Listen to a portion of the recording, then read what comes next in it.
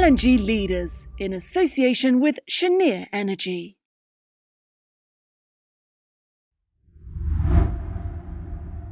The overall, the worldwide maritime industry has a significant contribution when it comes to emissions and greenhouse gases. LNG is the cleanest burning fossil fuel that has about 25% less greenhouse gas emissions than the traditional bunker fuel, from petroleum products. Hello and welcome to LNG TV. I'm Ali Vance. This is Will Dawson, and we're delighted to be joined for this episode of LNG Leaders by Jonathan Cook, Chief Executive Officer of project developer Pilot LNG. An LNG maritime and project development veteran, Jonathan has held key positions with Coastal, El Paso and Accelerate Energy, in addition to his 11 years at sea as a licensed deck officer where he achieved the rank of Master Mariner. Welcome, John. Good morning to you. How are things in Houston? Good morning, Ali. Good morning, William. Thank you for having me on LNG TV. Well, thank you very much for joining us. Let's learn a bit more about Pilot LNG then. You're both co-founder and CEO. Tell us a bit more about the company. Well, we founded Pilot LNG as a development company to bring clean burning natural gas to new markets. We are developing projects both in the FSRU import space as well as LNG bunkering markets. So speaking of LNG bunkering, so you have the Galveston LNG bunker port. We're hearing more and more that positive momentum seems to be with you guys. It'd be great to just get a little bit more insight to the project, if we may, John, but also trying to get a sense of the impact that will have to the marine market in sort of Texas and the wider Gulf Coast. Yeah, as we were looking at new opportunities to bring LNG into the market, the LNG bunkering space obviously was in focus, and back the beginning of last year with new regulations coming into force requiring lower emissions from the maritime sector, we saw that the LNG bunkers was the fastest way to reduce emissions in the maritime industry. We had seen that the LNG bunkering business or sector had taken hold in Europe with a couple of the energy majors really taking on the leadership role and building out that market. But we saw that there was kind of a gap and very little being done in the U.S. Gulf Coast. And so we looked at Galveston, where we were familiar with some property that is available in a remote location on Pelican Island, and felt that this would be an excellent market to establish infrastructure that would provide LNG as a marine fuel. The Houston-Galveston area is the largest port complex in the United States, with over 10,000 deep draft vessels calling on an annual basis. And so we felt that this was an excellent place to start. Fantastic. And how is the project progressing? Where are you guys at now? It's progressing quite well. We have completed the basis of design for the project.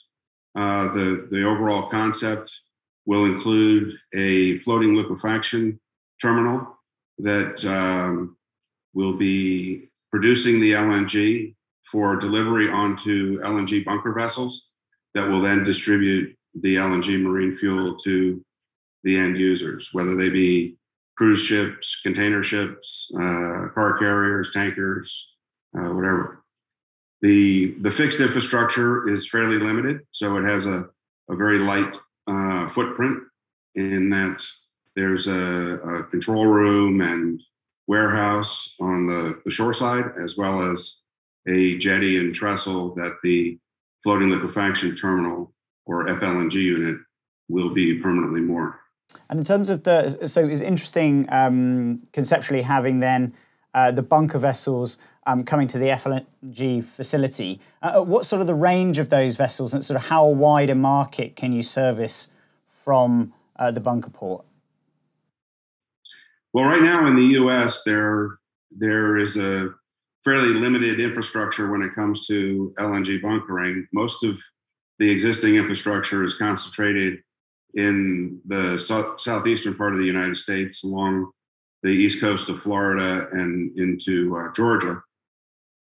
So there are very few LNG bunker vessels, and making the deliveries for the LNG marine fuel in the United States requires Jones Act vessels, which means that the bunker barge or the bunker vessels would need to be built in the United States, flagged under the U.S. flag and crewed by U.S. mariners. So that sector of the business is increasing. The construction timeline for bunker vessels is roughly the same as the timeline that we will have for construction of our terminal. So that all fits well within the project schedule. And when do you hope to take an FID? Well, we've filed our permit applications, and we're working with the requisite federal agencies as well as the state agencies. We expect FID around this time next year, and then that would mean that we would then go into basically a 3-year construction phase with operations beginning in the middle of 2025. And looking at the bigger picture, John, as a former maritime or master mariner, just how important personally is it to you that the maritime industry is decarbonised? Well, I think it's extremely important, and obviously the overall the worldwide maritime industry has a significant contribution when it comes to emissions and greenhouse gases. LNG is the cleanest burning fossil fuel that has about 25% less greenhouse gas emissions than the traditional bunker fuel, from petroleum products. So it's also a market as the world is looking at decarbonizing and utilizing renewable energy and things like that. Obviously, for deep draft vessels on long voyages, the battery technology or wind is somewhat limited. So we have to come up with a clean fuel to service the maritime industry. And therefore more LNG bunkering facilities are going to be needed globally. Do you think that should the Galveston LNG bunker port be successful, that is then a model that you can replicate elsewhere? Yes, absolutely. We believe that this market is an excellent start for our projects and bringing things in. And as we've been speaking with the end users who will ultimately be the customers, we've also been asked about the ability to supply LNG fuel in other locations. So we have a couple other projects that are not quite as far along in the development path, but that we will be developing in order to add LNG bunker infrastructure. In your career, you've been no stranger to project development and obviously leading Pilot LNG now. Interested to get your take on project development. Is it an art or is it a science, would you say? Well, I'd say it's both. Every project has its own unique requirements and features and challenges. And so the understanding how the different regulations, commercial requirements, and regulatory issues, things like that, come into play is very important in building a successful project. So I think that part, there's a lot of art to it. And then when it comes to looking at what technology to utilize, it's there's where the science comes in, and you look at the project requirements, volume, technical issues and things like that, and maintaining a very kind of strict risk-based approach to the design and execution is where the science comes in. And traditionally, LNG has really been done at a very, very large scale, as indeed the use of LNG continues to move further downstream. The size and the utilisation of LNG has obviously got increasingly smaller. In terms of developing projects, so we're now obviously talking about sort of a bunkering project, does that impact the complexity of a project and your approach?